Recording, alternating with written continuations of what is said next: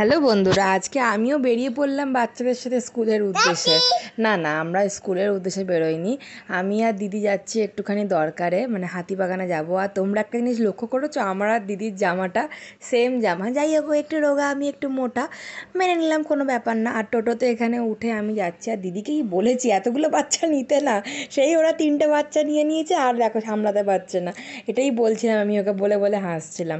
আর rail line পার করতে গিয়ে আমি দেখলাম এখানে লজ্জাপতি গাছ, যেটা আমাকে উমং দেখালো। আমার না বেশ ভালো লাগছিলো ছুতে। তাই হোক, রেল লাইন পার করে এই পাট্টির ওপর দিয়ে পার করে আমরা চলে যাচ্ছি বাস ধরতে। বাস ধরে আমরা যাব প্রথমে হচ্ছে ছটিয়া ডুগ্গুর স্কুলে। ছোটিকে স্কুলে, সরি ডুগ্গু না তো, উমংয়ের স্কুলে। ছোটিকে স্কুলে ছেড়ে আমরা বাড়িতে এসেছি, যেখানে পান্তুয়া আর আমার ডুগ্গু দুজনের বয়সের মধ্যে মাত্র 6 বছরই ছোট বড়। এখানে দুজন বেলুন নিয়ে খেলছে। ডুগ্গু ওকে দেখে না খুব খুশি, ডুগ্গুকে ঝিসুঝি কিরে কেমন আছিস। যাই হোক, আমরা এখানে একটু বসলাম, গল্প টল্প করলাম, প্রায় অনেকক্ষণই ছিলাম।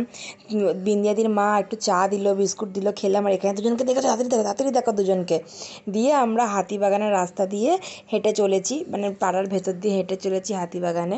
যাব হচ্ছে ডুগ্গুর জন্য পাঞ্জাবি কিনতে। তোমরা লাস্টে দেখবে ডুগ্গুর পাঞ্জাবিটা যা হয়েছে না, মারাত্মক। কিন্তু আমরা পাঞ্জাবি কেনার নাম করে চলে গেছিলাম মলেতে শুধুমাত্র আমরা গেছিলাম হচ্ছে ভিডিও বানাতে। দিদি এখানে প্রত্যেকটা জামা প্যান্ট দেখছিল, ওকে একটা জামা পছন্দ আসছিল না। অ্যাকচুয়ালি আমাদের নেওয়ার কোনো ইন্টেনশনই ছিল না, আমরা শুধু গেছিলাম মলেতে ভিডিও করতে। লোকে আমাদের কথা শুনে হাসবে, যে ভিডিও তোমরা দিদির অ্যাকাউন্টে পেয়ে যাবে বা আমার অ্যাকাউন্টেও পেতে পারো। আর এই দেখো ডুগ্গুর জামা, যেটা অতিরিক্ত বড় হয়ে গেছে পাঞ্জাবিটা। তো আমাকে আবার নেক্সট দিন যেতে হবে এটা চেঞ্জ করাতে। তো কিছু ভালো লেগে থাকলে প্লিজ লাইক কমেন্ট শেয়ার করে দিও, আর সাবস্ক্রাইব করতে ভুলো।